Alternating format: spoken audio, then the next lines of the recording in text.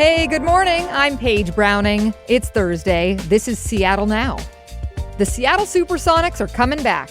Okay, maybe not just yet, but it's hard not to get excited at the news that just came down from the National Basketball Association. Seattle Now's Vaughan joins us to talk about the NBA's long-awaited comeback to Seattle. But first, let's get you caught up. Seattle Mayor Katie Wilson has made waves over surveillance cameras, and now she's opening the conversation to the public. Wilson recently halted plans to install more police surveillance cameras, except for in the Stadium District, where she's allowing 26 more to go up ahead of the Soccer World Cup this summer. Those will not be turned on unless there's a credible threat.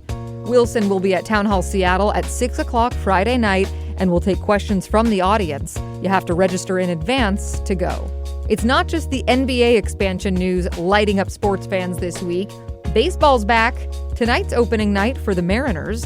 The M's are coming off their best season ever, where they got so close to reaching their first World Series. First pitch is at 7:10 against Cleveland, and the opening homestand will continue through next Wednesday. And I'm here to remind you about KUOW Business this week. That's our parent radio station. This week, during our spring fundraising drive, we're asking for your financial support. Twice a day, you rely on Seattle Now to catch you up. Your donation to KUOW means we can continue to bring you local stories that shape this region, bring you 2 shows a day. So give today and know this podcast and everything you read or hear on KUOW is supported by you. Just tap the link in our show notes to give. And thanks. We'll be back with more headlines on tonight's episode.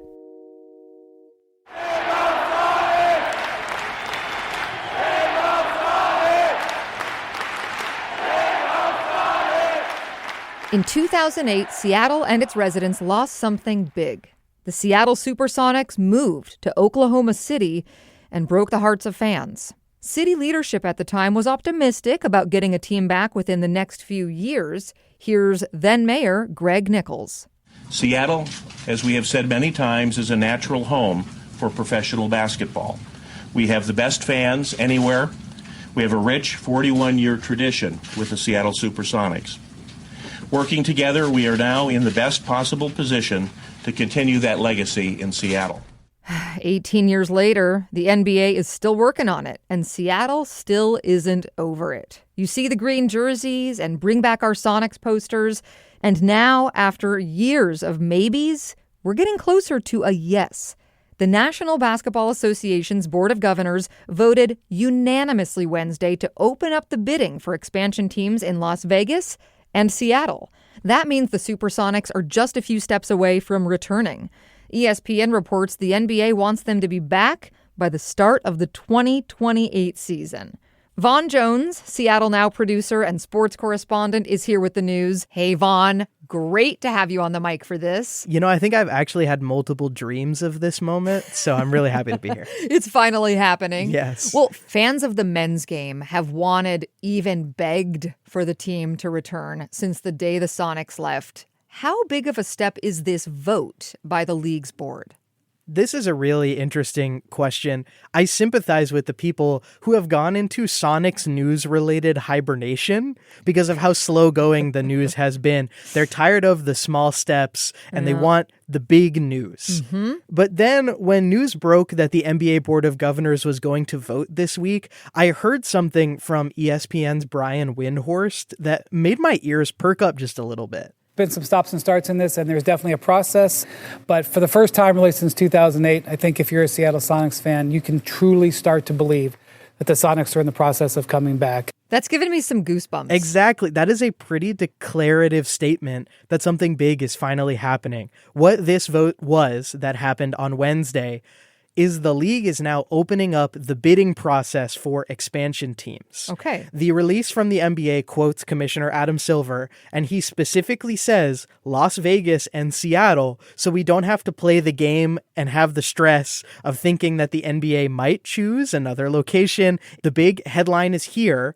Like you said, ESPN reports that the NBA wants sneakers back on the hardwood. All right. By 2028, poetry in motion, 20 years since the Sonics left for Oklahoma City. Ooh.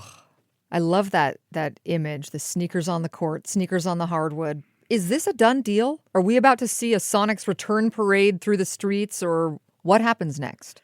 The next step is for the money to line up. Okay. People in this city with money are going to bid for the opportunity to bring back the SuperSonics. Because somebody needs to own the team. Yes. The league's basically saying, someone give us a bid to buy the team. Yes, and I talked to Danny O'Neill, who writes the Dang Apostrophe newsletter about this.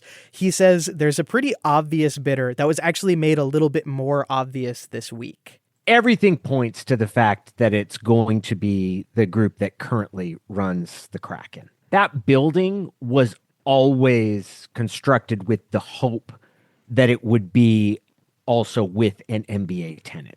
So Samantha Holloway leads the Kraken ownership group, which made a move early this week to take a majority stake in Climate Pledge Arena. This, to Danny and some other experts, is a pretty clear indication that they are at least first in line, the leader in the clubhouse.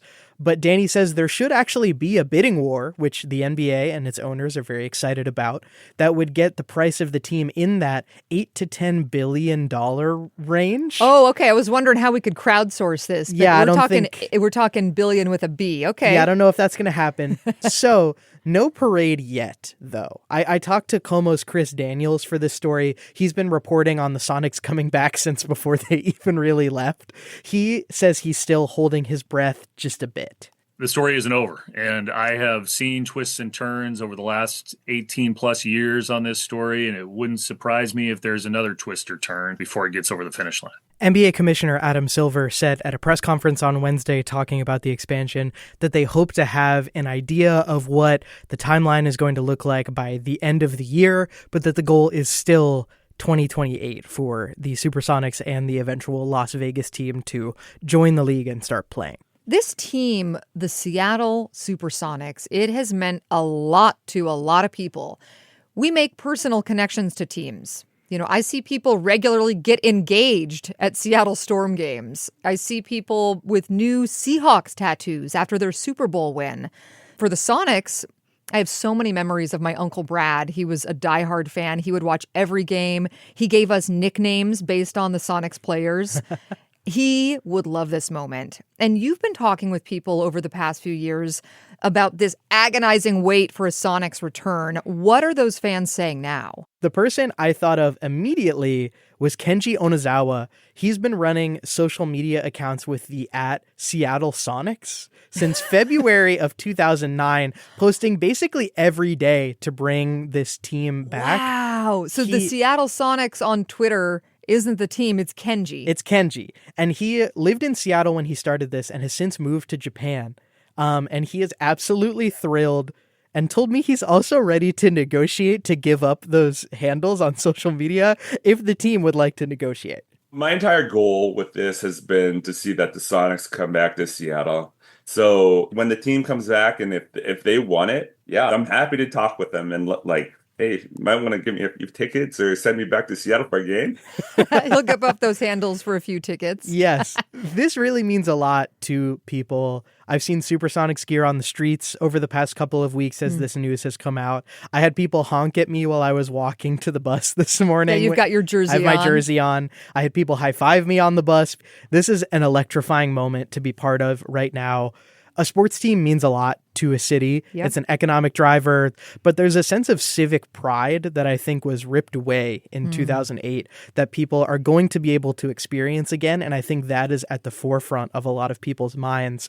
I can't imagine what the first game back is going to be like, and I certainly can't imagine exercising 20 years of anger the first time that the Oklahoma City Thunder come to play here in Seattle. Oh, yeah, because that's who our team became. That's going to be something. Oh, yeah. Can I just step us back, and will you remind us, why did the Sonics leave? Yeah, I'll get my chalkboard out and we can do a little history lesson Perfect. Here. In 2006, Starbucks founder and basketball trader Howard Schultz sold the SuperSonics and the WNBA's Seattle Storm to businessman Clay Bennett after failing to get public money to expand Key Arena. Howard wanted the public to pay for an arena expansion? Yes, there was a sense that Key Arena needed more seats, that it needed improvements, and Howard Schultz did not want to foot the bill for that. One of the stipulations of the sale was that Bennett had to make what was called a good faith effort to either expand Key Arena or find a suitable place for the Sonics to play within King County. After some failed proposals, shucks, he moved the team to Oklahoma City. This turned into a legal battle where Seattle said he had intended to move the team all along, that he didn't make a good faith effort. Regardless of all of that, the Sonics became the Oklahoma City Thunder. Yep. Bennett sold the Storm back to ownership in Seattle. Yeah. And the Sonics were just gone.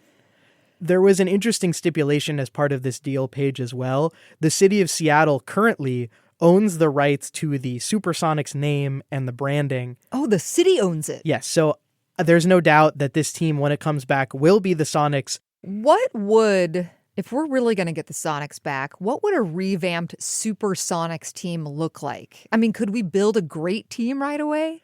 The short answer is probably not. Okay. One of the big pieces of this process is going to be something called an expansion draft. The teams in Seattle and Las Vegas will have a chance to pick from a crop of players that other teams choose not to protect to put up for the draft. In other words, you're going to probably get kind of a motley crew. You're getting the players that other teams do not want or do not view as a long-term piece of their future. They're not protecting, yeah. Yes. No team has made the playoffs fresh off of expanding in the NBA, so the Sonics are probably going to struggle early, but Seattle does have the benefit of an existing history in the NBA. There are players who have ties here who want to play in Seattle. Here is SuperSonics legend Spencer Haywood talking to Fox 13 just a few days ago. Whenever I see Kevin Durant, he always say, I'm going to finish my career as a Sonic. He's coming back. It's a possibility for sure, and I know hundreds. No, he's coming back. That's like a no-brainer for it to come back to Seattle. I love Spencer, music to our ears. I love that clip because it's like, oh yeah, it feels like maybe he could, and Spencer Haywood goes, no, it's a no-brainer that former Sonics superstar Kevin Durant will come back. He was drafted by the Sonics in 2007. He was the best player on the final SuperSonics team, and his contract with the Houston Rockets expires in the summer of 2028. Are you kidding me? You cannot script it any better. Storybook. A perfect time for him to jump back onto the SuperSonics. Another familiar name that people have heard over the past few weeks is Gary Payton II. Son of Sonics legend Gary Payton. He said earlier this month that when the Sonics come back, he would request a trade immediately so that he could play where his father carved out a legendary career. Wow. I also, Paige, see your question about whether or not they'll be good. And I'll raise you another question. Does it matter? I asked that question to Danny Ball, the host of the Iconic Sonics podcast, who also runs marketing for local merch brand Simply Seattle, and he quoted what I would call modern poetry.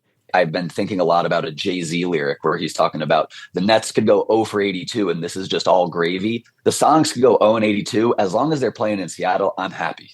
It may be, he needs to tell this to Mariners fans. Yes, it may be a rough product early, but it's going to be gravy. Either way, it's all gravy. Oh, that is beautiful. What else is going to go into putting the team back together? Is Seattle NBA ready? The one thing that is ready, and you and I have seen many a Storm, Kraken, Torrent game there, is Climate Pledge Arena. There has always been this mentality that Danny O'Neill mentioned of if you build it, they will come with Climate Pledge. And now they have built it, and the SuperSonics are coming. Both the city of Seattle and Bob Ferguson also chimed in on this week, affirming that this is a huge moment for the city and the state, and that we are ready. The city says we have the facility, a robust and diverse economy, a skilled workforce at the arena, a strong basketball talent pipeline. If you ask Katie Wilson says, we're ready, bring it on. Okay, bring it on. I am also wondering, there could be some skeptics here about the team coming back, people who've found other sports, other teams to cheer for in this time. What do you say to people who haven't watched the NBA since 2008? Yeah, there are people I think who won't jump back in. I think that feels pretty obvious. There are people who have been burned and it's fool me once, shame on you, I'm done. There's no fool me twice. The game has changed a lot in 20 years since 2008. It's a lot different, and some people may not feel compelled to watch or not enjoy the product. It's a different sport. The play is different. Yes. I talked to Danny O'Neill about this. He similarly felt that sense of betrayal when the Sonics left, but still does really enjoy the NBA. I actually think the league is in a really exciting spot. Now, as someone who does still follow the league, I think it's more wide open. There is more parity than there's been in a long time. I would tell someone who hasn't watched since 2008 to give it a shot. We have an amazing crop of talent in the NBA right now. The games are often really exciting, and you could familiarize yourself with the modern game if you want to really lock into the NBA when the Sonics come back.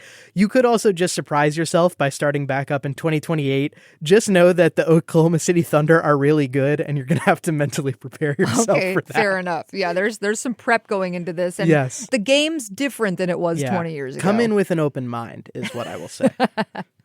Vaughan, I want to end with just the sports moment that we're in. We are having a really bananas year in sports. Is this the best Seattle sports year of all time? I feel like it's a pretty obvious yes. The Seahawks won the Super Bowl. The Mariners made a surprise run to the ALCS. Humpy won 2 salmon runs. The World Cup is coming to Seattle. We got a PWHL expansion team in the Torrent. The Storm made the playoffs and are by some miracle going to start next season on time. The Sounders and Reign made the playoffs. The Kraken are in the hunt. They're pretty good, I guess. Sorry, guys.